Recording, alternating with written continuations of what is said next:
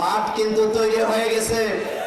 মিজানুর রহমান আজহারি তিনার মাহফিলে যদি এত মানুষ হতে পারে, তারেক মনোয়ারের মাহফিলে যদি এত মানুষ হতে পারে, আওলাদে রাসূলের মাহফিলে যদি এত মানুষ হতে পারে, তাহলে সিংহটাকে ছেড়ে দিয়ে দেখেন কোরআনের পাখিটাকে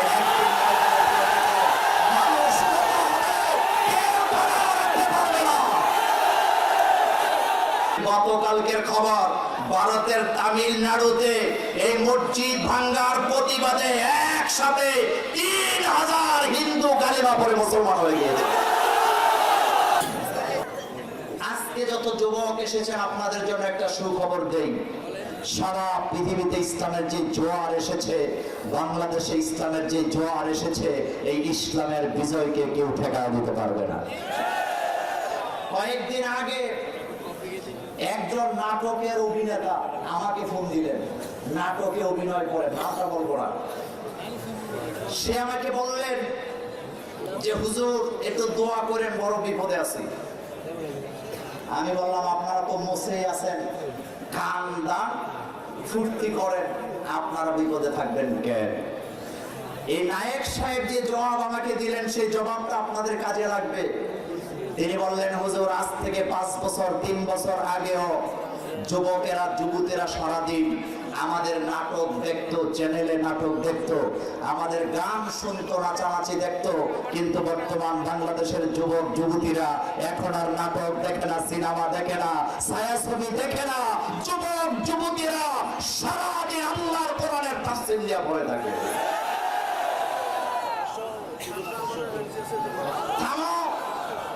মিছিল নয়, হাতে সময় কম, মিছিল পড়ে।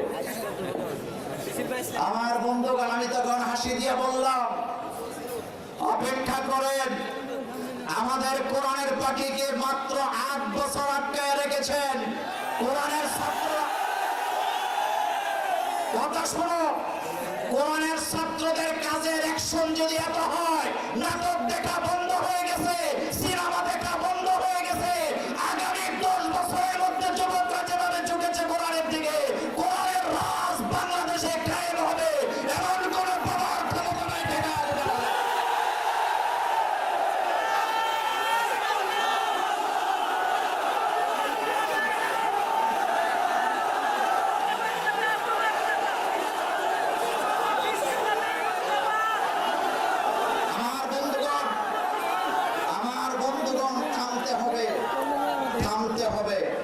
কথা শুনতে হবে। বাংলাদেশের শিক্ষানীতি, যেই শিক্ষানীতি আমাদেরকে দেওয়া হয়েছে মাদ্রাসায়, শিরক আর বেদাতের আকীদা দিয়ে ভরা হয়েছেন, আগামীতে ভবিষ্যতে আর আওলাদে রাসূলের মতো আলেম, আমাদের লুৎফুর রহমানের মতো আলেম, মাওলানা ইসমাইল সাহেবের মতো আলেম বের হওয়ার আর কোনো সম্ভাবনা খোলা রাখেন নাই। আমাদের পার্শ্ববর্তী দেশের নাম কথা বলতে হবে। ভারত হিন্দু রাষ্ট্র না মুসলিম রাষ্ট্র?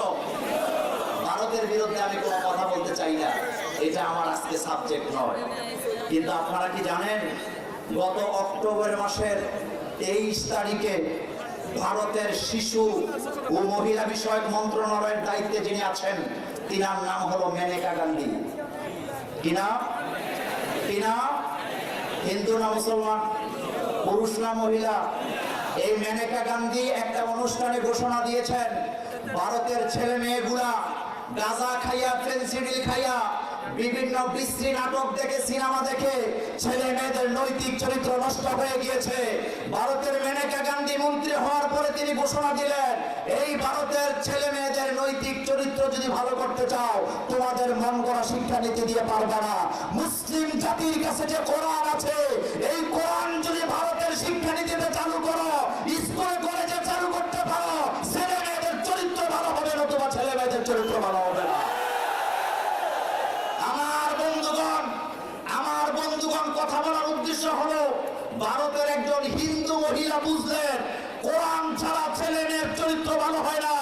আর আমার দেশের কিছু পান্ডামার গানে তারা আল্লাহর কোরআনকে যখন জঙ্গি বলে গালি দেয়, আমাদের কলিজায় তখন আঘাত লেগে যায়।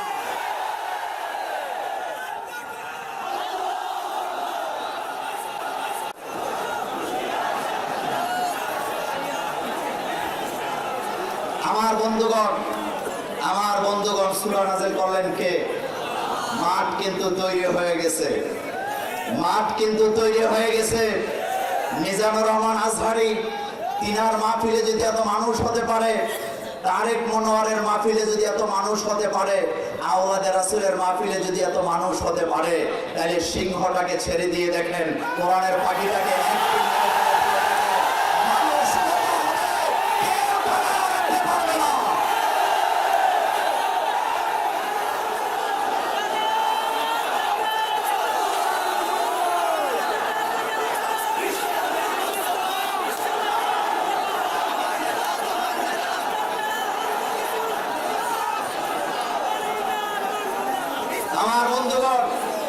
আমার বন্ধুগণ, সারা পৃথিবীর লোকেরা এখন ইসলাম ধর্ম গ্রহণ করার জন্য পঙ্গপালের মতো ছুটেছে। আপনাদেরকে একটা মজার কথা শোনাই। আল্লাহ বলছেন ইজা জাআ নাসরুল্লাহ, যখন সাহায্য আসবে বিজয় কেউ ঠেকায়া দিতে পারবে। ভারতে মাত্র 5 একর জায়গায় একটা মসজিদ ছিল আমাদের, এই মসজিদটা তারা সহ্য করতে পারে নাই। কিন্তু আপনারা কি জানেন, গতকালকের খবর, ভারতের তামিলনাড়ুতে এই মসজিদ ভাঙ্গার প্রতিবাদে একসাথে 3000 হিন্দু কালিমা পড়ে মুসলমান হয়ে গিয়েছে।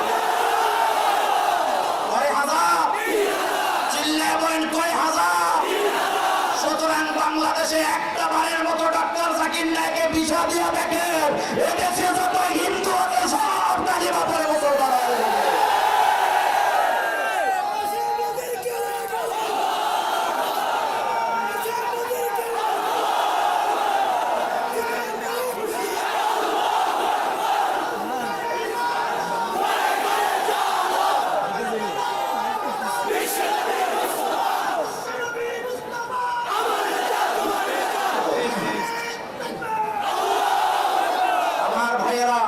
ইজা জাআ, বলেন সবাই ইজা জাআ, যখন সাহায্য আসবে। কার পক্ষ থেকে? কেউ বিজয় ঠেকাতে পারবে? আরো মজার খবর দেই, ভারতের সর্বোচ্চ আদালতের যে আইনজীবীরা আছেন, সেই আইনজীবীরা ঘোষণা দিয়েছেন ভারতের সরকার যদি বাবরি মসজিদ ভাঙ্গার সিদ্ধান্ত থেকে পেছনে না আসে, 4500 আইনজীবী ঘোষণা দিয়েছেন আমরা কালিমা পড়ব, মুসলমান হব, মসজিদের পক্ষে রয়ে যাব, এরপর বাবরি মসজিদ ভাঙতে দেওয়া হবে না, হবে না।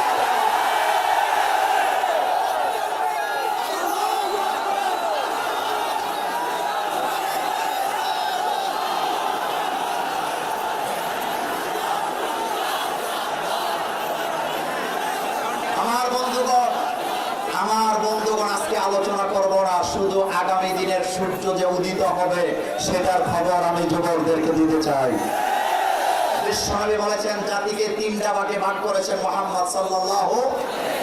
আল্লাহর নবী বলেছেন মুরব্বী লোকগুলো হলো সমাজের বরকত, ছোট ছোট বাচ্চাগুলি হলো সমাজের রহমত, আর যুবকগুলি হলো ইসলামের সুবাহসালাম। ইসলামের পতাকা যদি উড়াতে হয় যুবকদের ভালো হওয়ার দরকার আছে না? আজকে বাংলাদেশের যুবকরা সারা দিন কি শোনে? এত আস্তে বলেন কেন? কি শোনে? আরো জোরে বলেন কি শোনে? শুধু তাই নয়, আপনি বাসে যাবেন, বিমানে যাবেন, সব জায়গায় কোরআনের আওয়াজ।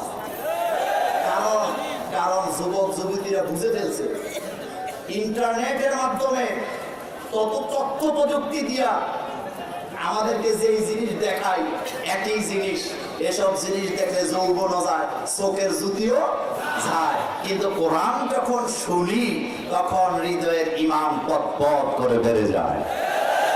এটা মোল্লার কথা না আল্লাহর কথা? আল্লাহ বলেন ইন্নামাল মুমিনুনা আল্লাযীনা ইযা যুকিরাল্লাহু ওয়াজিলাত কুলুবুহুম ওয়া ইযা তুলিয়াত আলাইহিম আয়াতুহু যাদাতুহুম ঈমানা। আল্লাহ বলেন আমার মুমিনরা যখন আমার জিকির করে তাদের কলিজাগুলি আমার ভয়েতে কম্পমান হয়ে যায়, আর তাদের কানে যখন কোরআনের আয়াত শোনানো হয় তাদের হৃদয়ের ঈমানটা আরো বেড়ে যায়। আল্লাহু আকবার। এই কোরআনের মাহফিলে আসছেন, বিশ্বনবী বুখারীতে বলেছেন কোরআনের মাহফিলে গেলে 3টা লাভ। কয়টা? 1 নম্বরে আল্লাহ তাদেরকে হেদায়েত দেন, 2 নম্বরে আল্লাহ তাদেরকে জাহান্নাম থেকে মুক্ত করে দেন, আর 3 নম্বর আল্লাহ তাদের সকলকে জান্নাত দিয়ে দেন। চাই তো আমরা?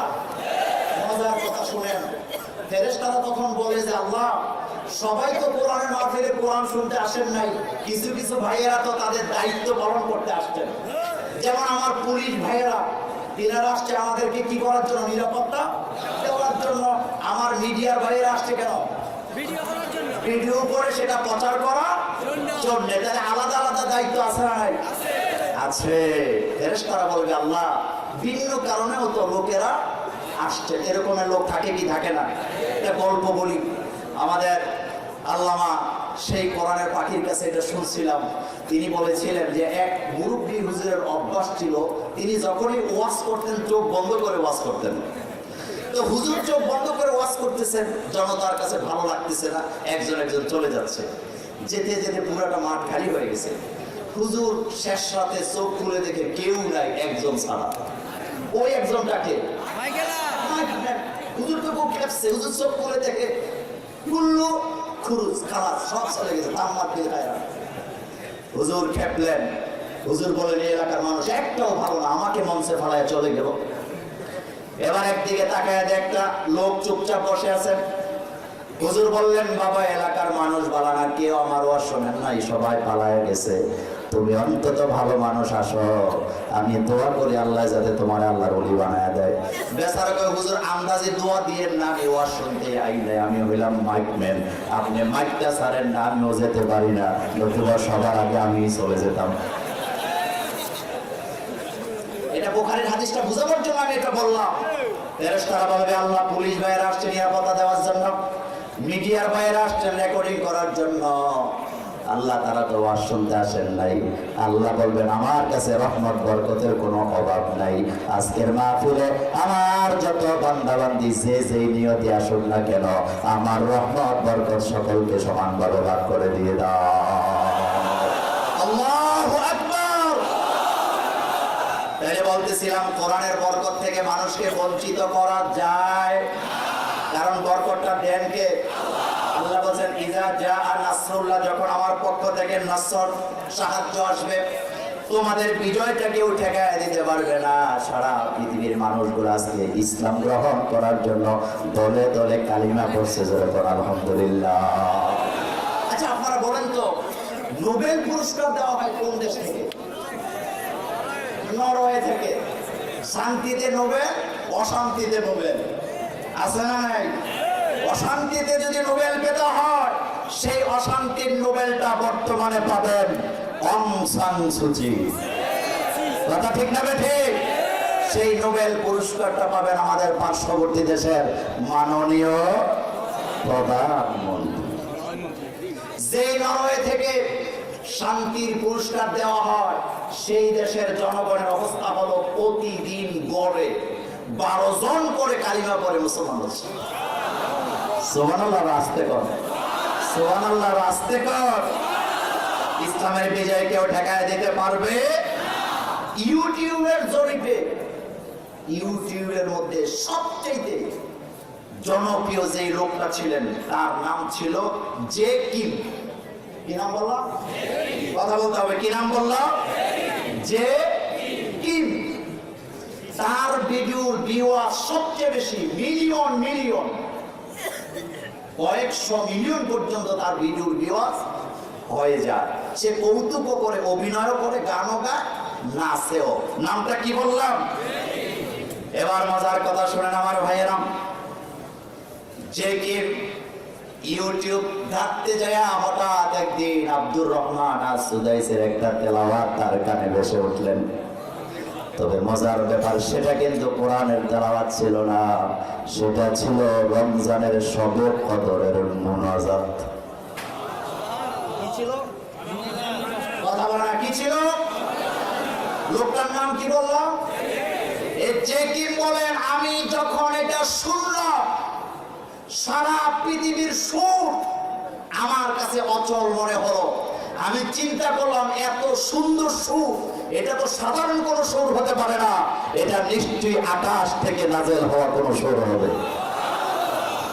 তিনি বলেন আমি ঘাটতে থাকলাম আরো কিছু পাই কিনা। আমি একদিন পেয়ে গেলাম হঠাৎ আব্দুর রহমান আস-সুদাইসি সাহেবের সূরাতুল আর রহমানের তেলাওয়াত।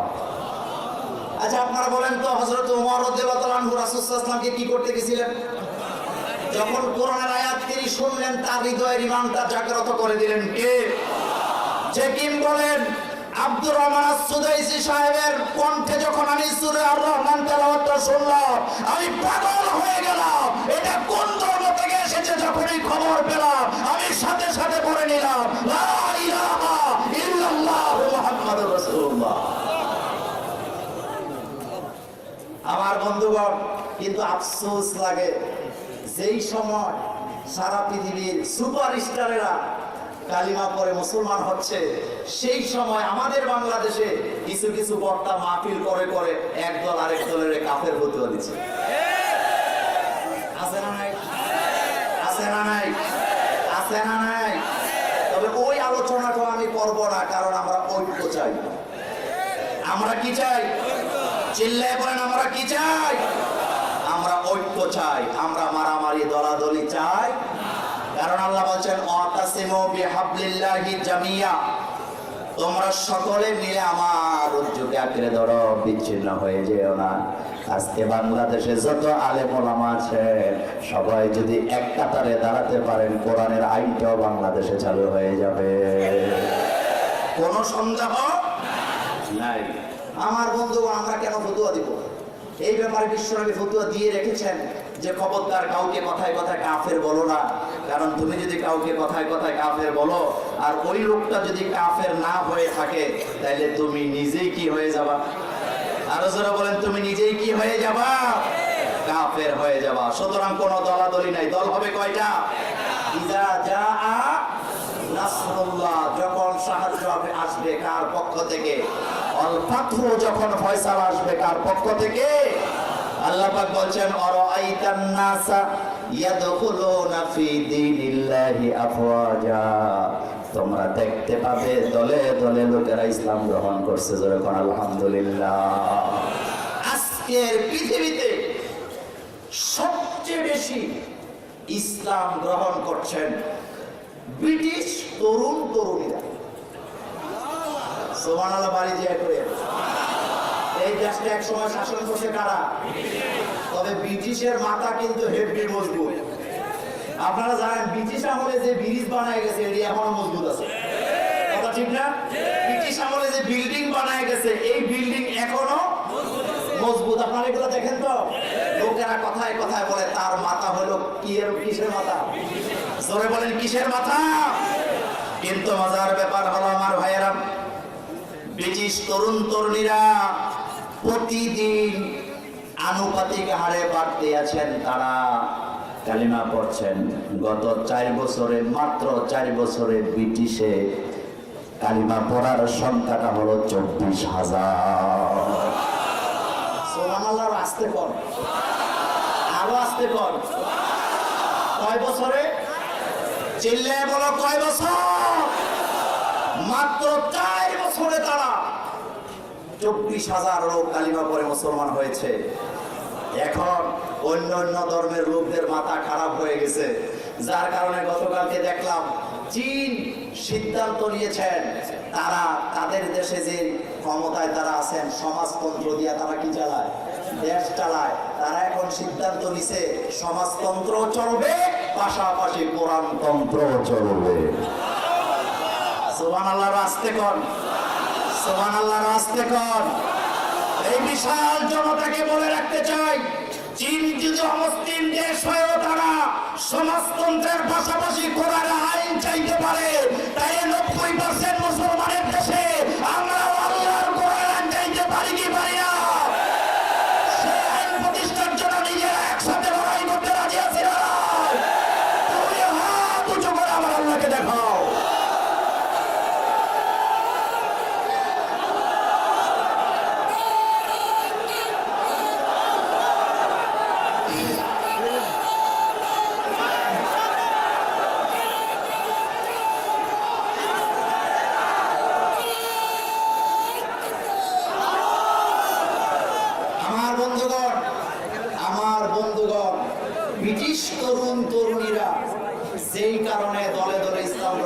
পাচ্ছেন যতগুলা কারণ আছে তার মধ্যে 3টা কারণ বড়। কয়টা? এত আস্তে বললে হবে না। কয়টা কারণ বড়?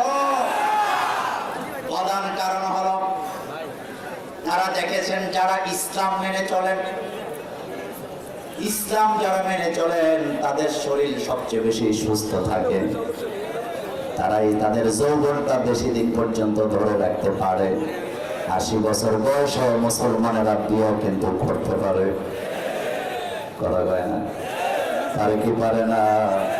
তারা এখন চিন্তা করলেন মদ খাইয়া, ইয়াবা খাইয়া, গাঁজা খাইয়া আমরা আমাদের যৌবন নষ্ট করি, আর মুসলমান যুবক যুবতী গুলা আল্লাহর কোরআন পড়ে সেজদা পড়ে পড়ে তারা তাদের যৌবনকে হেফাজত করে, তাদের চেহারা অসুস্থ থাকে। সুতরাং সিদ্ধান্ত নিলাম আর গাঁজাও খাবো না, বোতলও খাবো না, ইসলাম আছে যেখানে আমরাও আছি। নাম্বার 2, তারা তাদের অধিকার হারিয়েছে, তারা তাদের অধিকার ফেরত পেতে, আমাদের কাছে অধিকার আছে না নাই? আর সেই অধিকারটার কথাটা বলে দেই। ব্রিটিশ তরুণ তরুণীরা বলেছেন আমরা পাশ্চাত্যের আইন মেনে চলি, আমাদের সিস্টেম হলো যৌবন আছে যতদিন, ফড়ং আছে, যৌবন যখন চলে যায় ছেলেও আর দেখতে আসে না, মেয়েও আর দেখতে আসে না, যৌবনের ঠেলা দিয়ে কামাই রুজি আর করা যায় না, জীবন চলে না। একটা ধর্মই আছে, বুড়া হওয়ার পরেও ছেলে মেয়ে মা বাপকে ছেড়ে যায় না, মা বাপও ছেলে মেয়েকে ছেড়ে যায় না, একসাথে পরিবারবদ্ধ হয়ে থাকে, আর সেই জাতির নাম হলো মুসলিম। সেই জাতির নাম কি? তারা সিদ্ধান্ত দিলেন বুড়ো হওয়ার পরে রাস্তায় না খেয়ে মরতে চাই না, কালিমা পড়লাম, কোরআন মানলাম, মুসলমানের মতো একসাথে সারা জীবন জীবন যাপন করব। তাহলে কয়টা গেল? কারণ কয়টা গেল? 3 নাম্বার কারণ তারা বলেছেন, উমর খৈয়ামি বলেছিলেন নগদ চাপাও হাত পেতে নাও বাকির খাতায়। কিন্তু আজকের বিজ্ঞানীরা স্বীকার করে নিয়েছেন আখিরাত বলতে একটা জিনিস, সেই ব্যাখ্যাটা আমি দিতে পারবো না, আমার হাতে সময় নাই।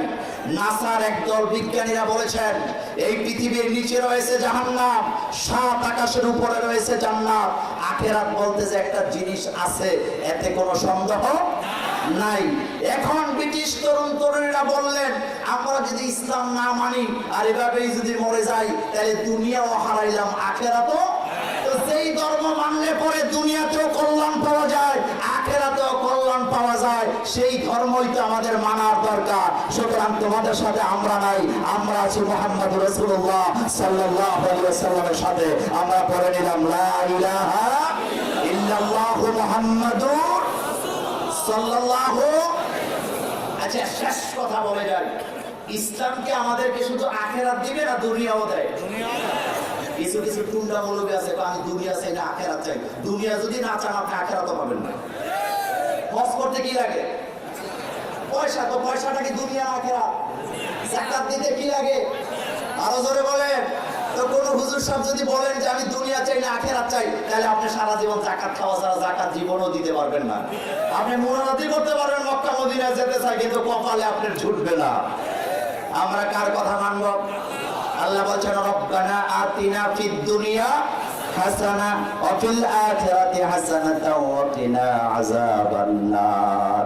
আল্লাহ বললেন আমার কাছে তোমরা দুনিয়াও চাইবা আখিরাতও চাইবা, সুতরাং দুনিয়াটাও চাই আখিরাতও চাই, রাজি আছি না? না। তাহলে ব্রিটিশ তরুণ তরুণীরা সারা পৃথিবীতে একটা মেসেজ দিলেন, সেই মেসেজটা হলো মুমিনেরা বাঁচলেও লাভ, মরলেও লাভ। একটু জোরে বলতে হবে, বাঁচলেও লাভ। আরো জোরে বলেন, বাঁচলেও লাভ। বিশ্বাস করেন তো? বিশ্বাস করেন তো? সুতরাং এই কোরআনটাকে সমাজে প্রতিষ্ঠা করতে যে হয় বাঁচবো না হয় মরে যাব, এরপরও বাংলাদেশে কোরআনের আইন চালু করবো, রাজি আছি না? কিছু করে আমার আল্লাহকে দেখা দাও।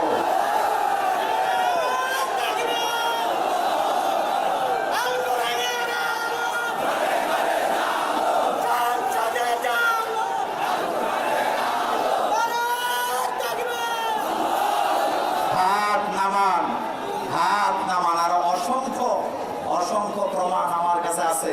কানাডা একজন জাতীয় অধ্যাপক তিনি কয়েকদিন আগে কালিমা করে মুসলমান হয়েছেন। সোজা কথা না, কানাডার জাতীয় অধ্যাপক ছিলেন তিনি। তাকে কানাডার সরকার সম্পদ মনে করতেন, এখন তাকে আর সম্পদ মনে করেন না, তার অপরাধ কালিমা করেছেন। তবে কালিমা আছে যেখানে আমরা আছি। আমি 1 মিনিট সময় বেশি নিলাম না, ইনশাআল্লাহ আগামীতে আবার দেখা হবে নতুন কোন সংবাদ দিয়ে। সেটি বলে আমি আপনাদের কাছে দোয়া চেয়ে বিদায় নিচ্ছি। আসসালামু আলাইকুম ওয়া রাহমাতুল্লাহি ওয়া বারাকাতুহু।